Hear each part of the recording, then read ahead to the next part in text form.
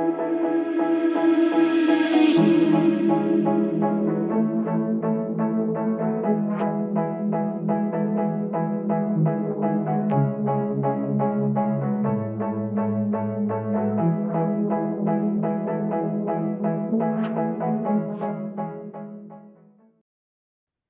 Yvonne. Hi, Evie. Hi, how you doing? I'm fine. I'm fine. How are you? I'm really well. I'm really well. Everyone will be wondering why we're laughing so much, but yeah, I always like to be upfront in that this is a recorded edition, and we were just having some fun and games with even getting started. So that's what this is all about. 100%. I'm Indeed. starting. I think I'm going to use this as a phrase of mine, like 100%. One of We those need to just things get you that, a t-shirt, oh 100%. yeah, I We're good, know. right? I'm trying to be very, very like, you know, um, like aware of this, but it Yeah. doesn't just come through. And only when I speak with you. That's very strange. It must be that we are in the same wavelength. That's it. Absolutely. There we have it. There we have it. Oh my goodness. So, first of all, to everyone who's joining us, thank you so much. As I said, this is a recorded version this week. That's the way it goes sometimes. But here we are, Permission to Thrive, unpacking those myths or myth busting, those stories, those narratives that keep us caged and small and stop us from stepping into our full power. And this week, we are focusing on the comfort zone illusion. Yes, we are. And I think this is a kind of myth that a lot of us don't really want to break or bust.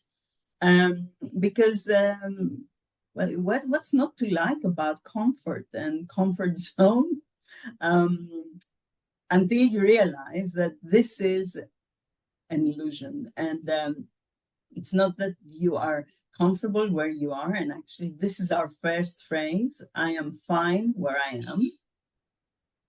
But in essence, you're just stopping yourself from growing, and that can cause a lot of frustration, because some people might think that, yeah, it's good where I am. I'm good. I don't want to shake any trees, any boats, or whatever else you might be shaking. But the important thing is that I'm good where I am.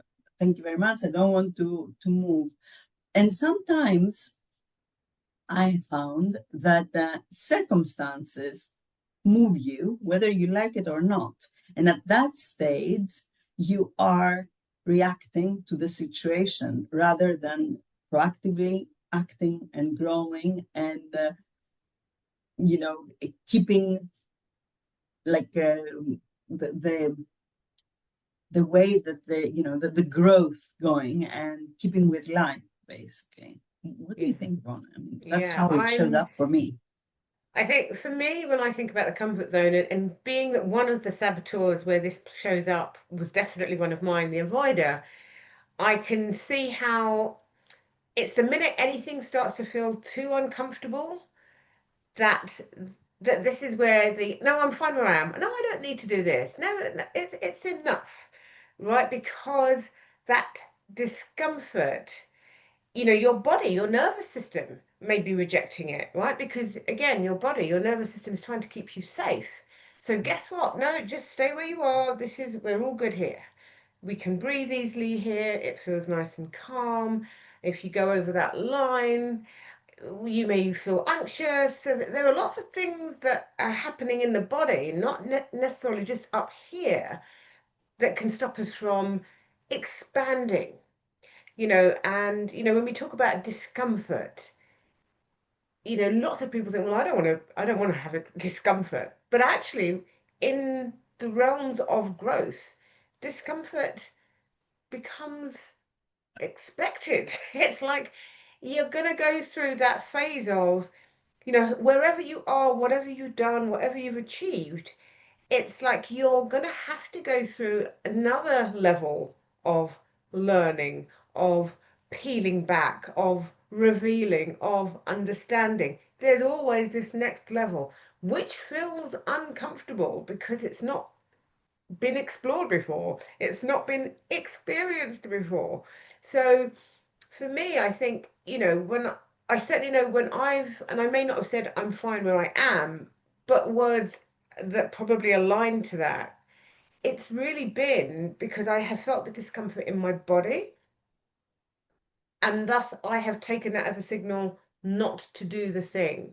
Where actually, what I needed to do, or what would have been helpful, is for me to utilize tools and practices like I do now that change that state, that change the physiological state, and allow me to step into that discomfort. That's the way. I heard you there when you were explaining how it felt for you, and something came up for me there, almost allowing this sense of like, no, everything's fine. I'm good where I am. Also, as like something that stops you, or like not only stops you, it's almost like the excuse. Okay, I feel uncomfortable, so there is no point in feeling uncomfortable because I'm enough. So you see, two different types of myths are now playing together, and like, I'm enough. So we myth busted that. So since I am enough, now I can be enough and stay in my comfort zone, and that creates a conflict Yeah. in reality. But in your mind, you might be thinking that I'm doing good by myself because I am listening to my body, to my nervous system, and I'm not pushing further because that might cause me to be more anxious or cause me to be in a state that I don't want to be. So there is always a balance, and I know you don't particularly like the word balance, but I think that there needs to be a balance here to understand where the myth meets reality and the other way Yeah. around. What do Yeah. you think? Yeah, and I think also understanding that message, I'm fine where I am, where is it coming from? Is it coming from the body, which then requires resourcing so that it can move into, through, forward? Or is it coming from, is it just purely this messaging that's just, no, no, no, no, no, I'm fine where I am. I don't want to do this. I don't need to do this. I've done everything I need to do. Where is that voice coming from? Because the voice within the body can be very different. And we know that the voice from the body can also be calmed, as can this, of course, but it starts in the body. So if we can get the body into a calm state, into a state where it's like, this is not a threat. This opportunity, this growth, it's not a threat. It's actually an opportunity to expand. And what might that expansion bring in for me? So that in and of itself helps us to start thinking differently, thus we can then act differently. And I know, I mean, for me now, the thought of resisting growth, it just doesn't happen. It just doesn't happen. I'm like, oh my gosh, even when I still feel uncomfortable, when something's like, oh my gosh, this is really squeezing me. Like, this is squeezing me. However, I can see what the possibilities are. So it's okay that it's squeezing me. I know how to come back to my body. I know how to regulate myself. I know how to get myself into a state where I can work into this and through this. And that's something that I didn't have all the other times when I just was like, yeah, no, no, no. And it was just easy to say no, put my head down, avoid it, go do something else. No, that is the thing. It takes awareness of what everything that is happening around us and in us, what they mean, and what meanings we give them. And at the end of the day, what you said is so strong, because it is about understanding your bodies. It is about understanding what is this feeling. Because let's not forget that excitement and anxiety are very close as Mm. feelings, and actually they give you the same sense in your body. So to me, as a change specialist, I find anything change, anything away from, or like from the comfort zone, very exciting. And it can come with a lot of like not a lot of, but like some kind of stress for sure. But I recognize that as fuel rather than something that Yeah, puts me down or back, or makes me feel that there is no point moving forward. So it is about that, and understanding your body and having the tools that we have learned over the years is really very important to make sure that you can take action, yes, and stop that reacting state. Because, yeah, as we say, reacting to something is not the ideal state to be, because you don't have time to think, you don't have time to plan, you don't have time to see if this is something that serves or not. So absolutely. that's You no, don't process it from that place. And so even if something's coming at you and you're thinking, oh, it looks really exciting, but it's not for me, it's too big, it's too much, it's too something, is actually to step back from it and actually step back and step up and take a look over it and really get a sense of, well, could I? And if I wanted to, what might I need to support me? So even thinking about what are the resources that would support me? Is it somebody else? Is it something else? Is it something I need to do? Because I think this phrase, I'm fine where I am, also comes up for the victim, somebody who is in that victim state, who is constantly probably concerned about being attacked, being taken over by something. And so that also needs to be looked at because, again, in the body, that can feel like a lot of agitation going on. That can feel, you said about, a bit of stress and it feels like fuel to you. But for somebody in that state, that can feel like a whole other thing, right? absolutely, yeah, because And you don't expect it, or it's not something that you can moderate. yeah, You're just caught by surprise, basically. yeah, So this is what makes the difference. Being absolutely. prepared is a very different thing than just just be there when this thing appears and you don't know where it came from. And I see it quite often with my clients, because when they come to me, they are already almost past that state, because they were very comfortable where they were for a period of time. But now change has hit home, and it might not even be a good change, or something that they can like reverse or anything. So it can be very daunting when something like that finds you. Yes, So I think that there needs to be like some sort of moderation in everything. Like you yes, cannot like be in a good space and say, no, I have to prepare because something is going to go wrong here. I know it, I feel it. This is a completely different story, right? Let's not mix those things up. Um, but like being prepared and understanding growth and using it for your own advantage, it's very different. And it doesn't, like this is what we're talking about right now, right? absolutely. And you know what? Discomfort is the doorway to growth. I always used to say, get comfortable with being uncomfortable.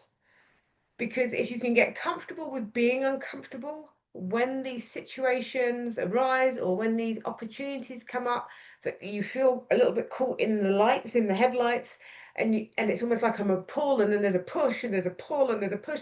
It's just first and foremost pause. I talk about the pause all the time. Pause.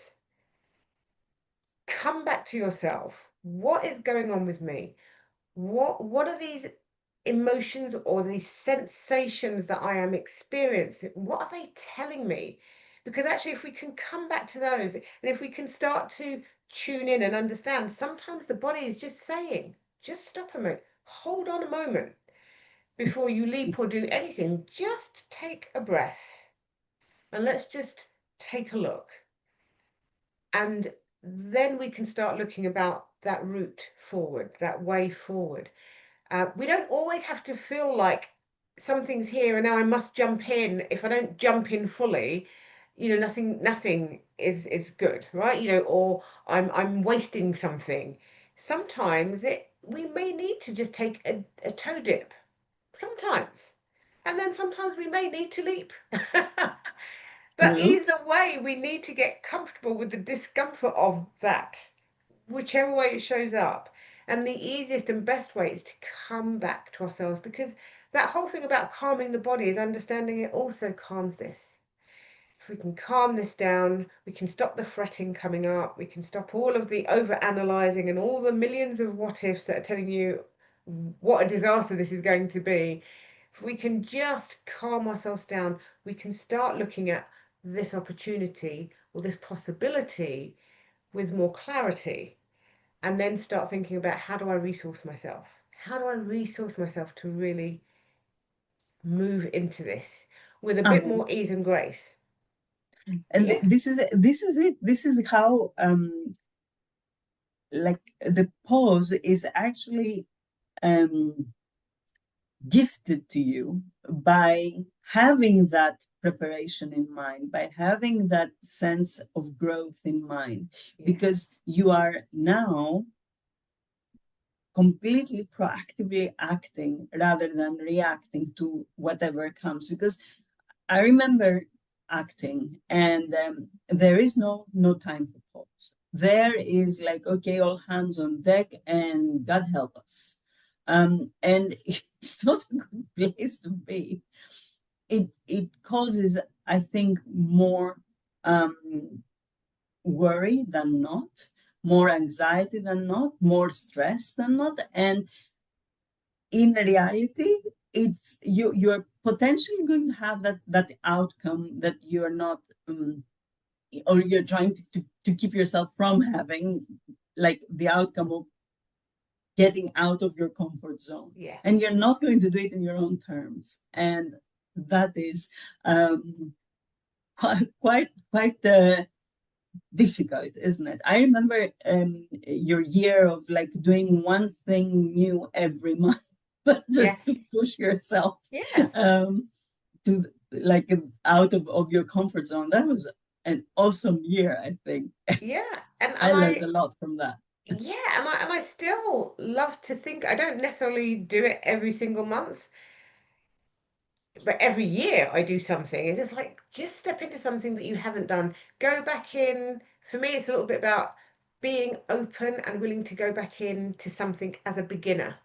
So, the things that I know, the things that I know really well, the things that I know relatively well, and then there's some things I just don't know. So for me, that for me, the pull and the attraction for me is go back in as a beginner, because you always learn so much, not just about the thing, but about yourself. Oh yeah. That for me that's just gold. So like, now when as I talk about that and I think about that boundary around the comfort zone, no, I always want to be either dipping a toe or taking a leap, because what else? What else?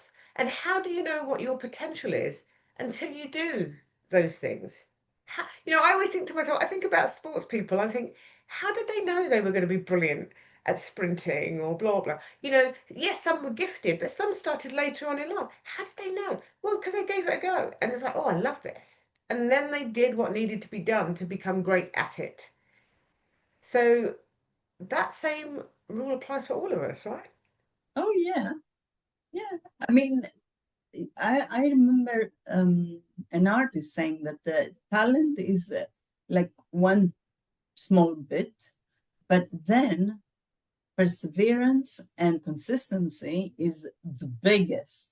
And maybe the talent is what ignites that sense of like, yes, I'm going to persevere. Yes, I'm going to be consistent because I know it pulls me. I'm good at it.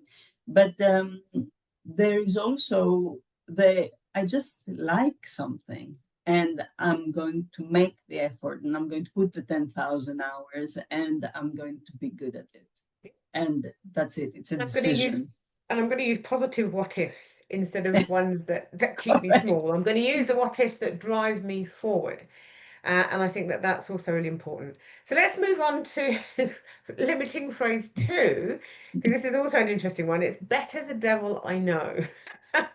No, who thought of that? Really? I mean, and it is like in every single language, I think, as an expression. So a limitation that is generally like a very, I don't know why, why. Well, when I listen to that, better the devil I know, for me, there's something about that that speaks into complacency. It's almost like the acceptance of being complacent. Because well, at least I know what I know, and I'm safe here. That I'm safe. I'm safe here. Why would I? What would be the point? What's the gain when I'm doing okay just where I am, and I know this. And even though this may not be great, what if I do something else and it's more difficult, more challenging, and it comes back to what are the questions that you're piling up behind that phrase?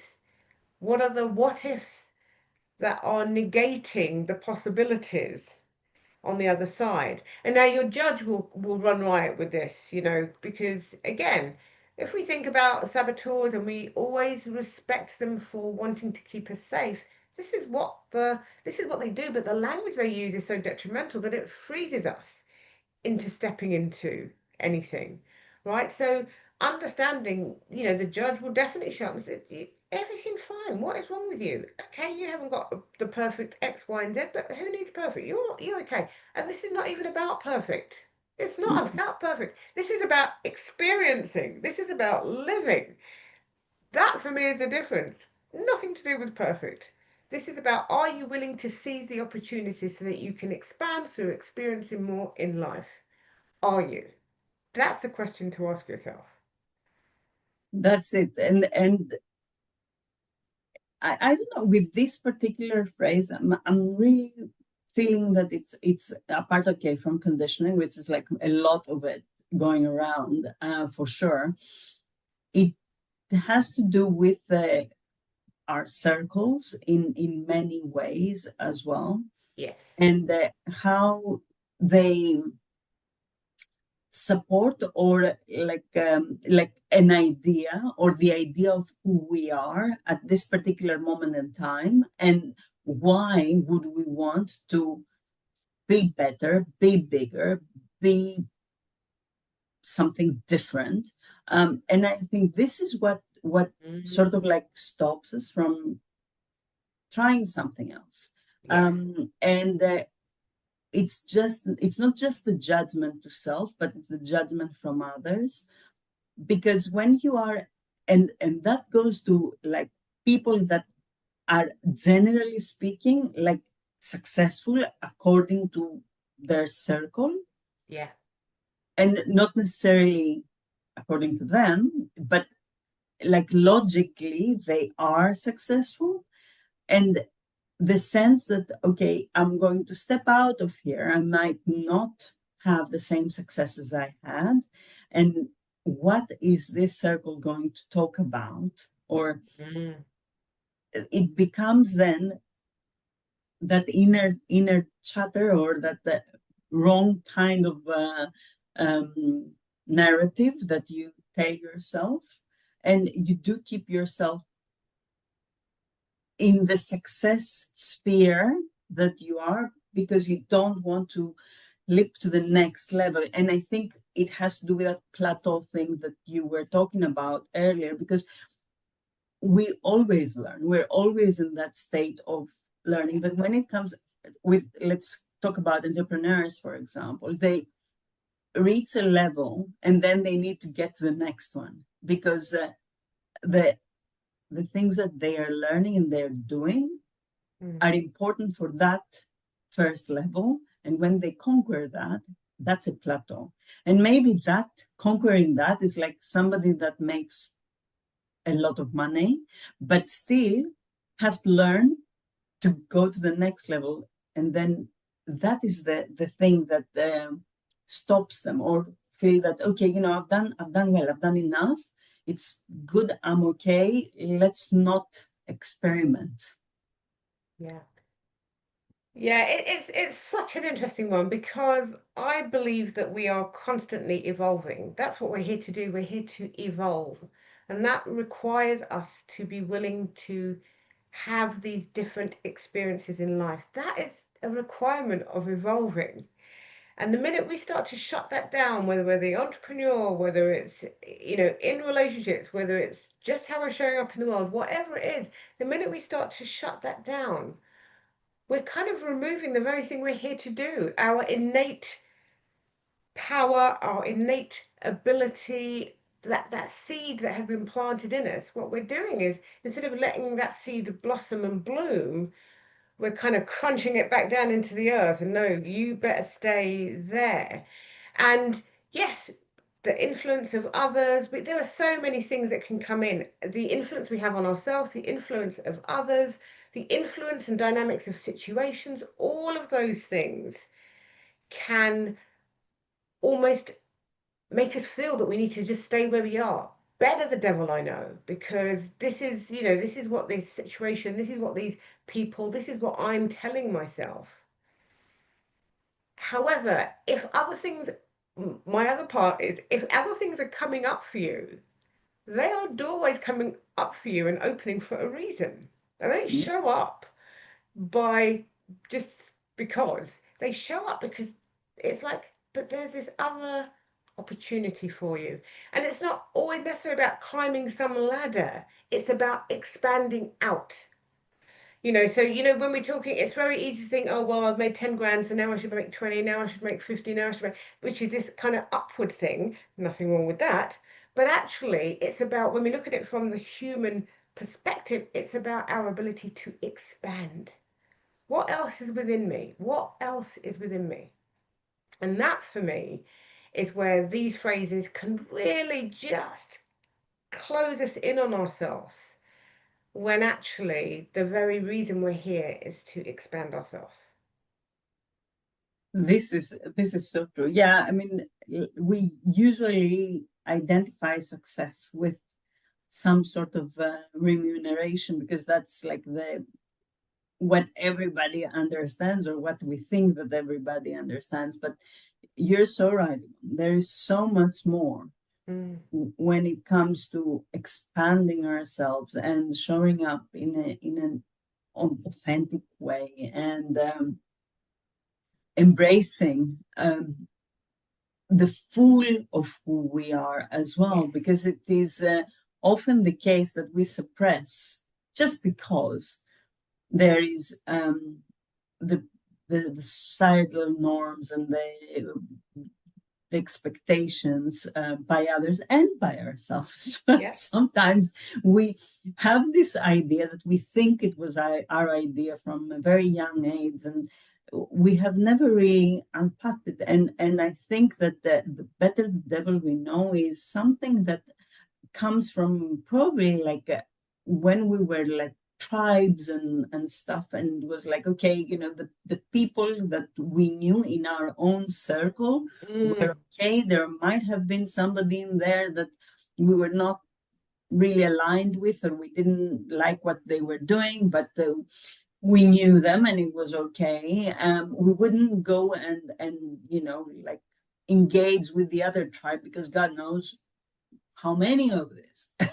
So Yes. this is like every one of those phrases and stuff, that they come from somewhere that has absolutely nothing to do with today's reality.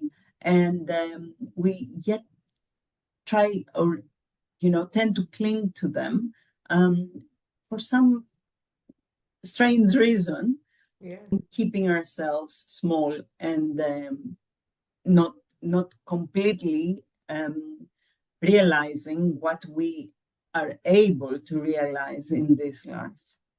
absolutely, absolutely. And a lot of those things are narrated to us Yep. through, the people that we hold in high regard, through our parenting, through our cultures, through. There's all of these things. And I sometimes feel like some of them are probably wise warnings, but we deepen the meaning and then literally live by them in such a tight format. And for me, Better the Devil I Know, what we're really doing is choosing to choosing familiarity over opportunity. Like, this is familiar to me, so let me just stay here because I know what's going on here. If I go over there, I'm not going to know. That makes me feel really uncomfortable, or I don't know what the possibilities are. But what we're also saying then is that we're willing to not be open to these opportunities and things that are outside of our current thinking, our current imagining, the current possibility.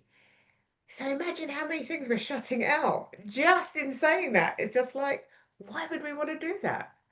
And being able to be open to doing that and being okay with shedding things too, shedding people who don't like that change and all of the stuff. This ties into so many other things, but we need to be open and willing to that. We need to be okay.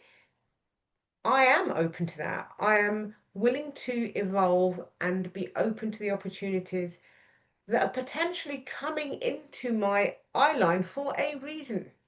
And I might not know the reason. But if I don't take the opportunity, how will I ever know the reason? That's it.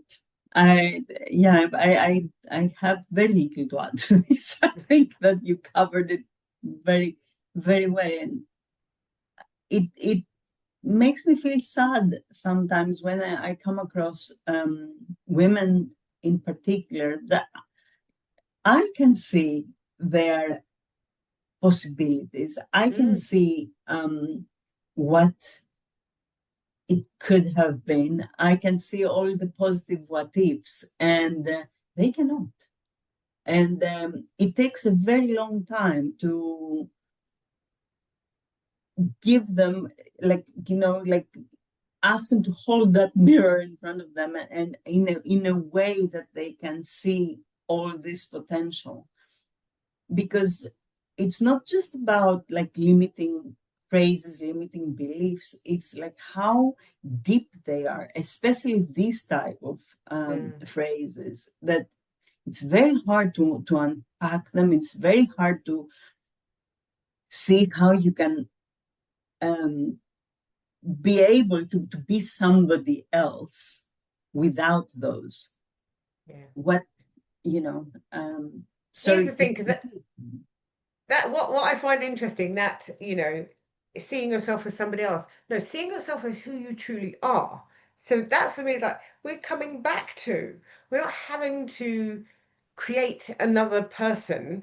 We're coming back to who we are underneath all of the bleep that we've been covered with all Mhm. of these stories, with all of these narratives. It's the coming home to self, and actually feeling so at home with that and feeling so confident and feeling so able that actually when opportunities and possibilities arise,